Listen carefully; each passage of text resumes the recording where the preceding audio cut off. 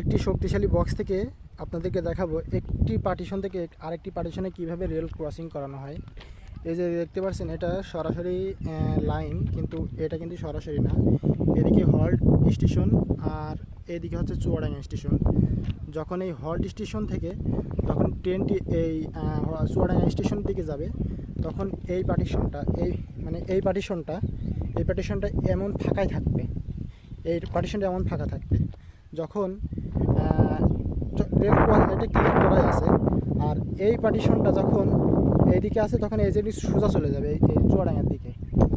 আর যখন এই পার্টিশনটা যখন ক্লিয়ার হবে না, যখন এই পার্টিশনটা একটি ভুলের জন্য কিন্তু হাজার হাজার মানুষের জীবনটাও কিন্তু বিপদের মুখে চলে যেতে পারে। এই পার্টিশনটা যখন ফাঁকা থাকবে এই সাইডে, তখন কিন্তু ট্রেন কিন্তু এই সোজা আসতে পারে, কিন্তু ট্রেনটা কিন্তু তখন এই পার্টিশনটা এই লাইনটা সরবে, কিন্তু এই ট্রেনটা থাকবে তখন ট্রেনের চাকাটা থাকবে এই লাইনে, তখন এই জায়গাটা ফাঁকা হয়ে থাকবে এমনি, তখন কিন্তু এই লাইনে কিন্তু ক্রসিং করতে পারবে না, যেহেতু এই ট্রেনটা চলে যাবে। তখন এই ট্রেনটা মারাত্মকভাবে একটা অ্যাক্সিডেন্ট বা দুর্ঘটনা হয়ে যেতে পারে, এটা কনফার্ম দুর্ঘটনা হয়ে যাবে, যেহেতু ওইগুলো পার্টিশন ক্লিয়ার আছে। যখন এই পাশে ক্লিয়ার থাকবে না, যখন এই পাশটা ফাঁকা থাকবে, তখন এই উভয়মুখী তখন এই যে আলাদা সিগন্যাল, এই ট্রেনটা ফাঁকা আছে দেখতে পাবেন, এখানে আলাদা যে লাইন আছে এই লাইনটা সাইডে চলে যাবে। তখন এই লাইনে যখন ট্রেন আসবে না, তখন এই পর্যন্ত যে ট্রেন আগাবে না, তখন এই সাইডে মনে করেন মারাত্মক একটা অ্যাক্সিডেন্ট হয়ে যেতে পারে।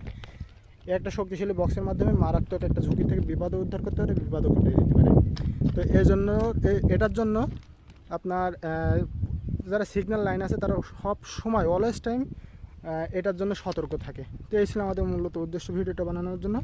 অনেকে জানে না এটা কীভাবে ক্রসিং হয়, একটা পার্টিশন থেকে আরেকটা পার্টিশনে কীভাবে ট্রেনটা আসে। তো আমার ভিডিওটা যদি ভালো লাগে অবশ্যই সাবস্ক্রাইব করবেন বা ফলো দিয়ে পাশে থাকবেন। আসসালামু আলাইকুম।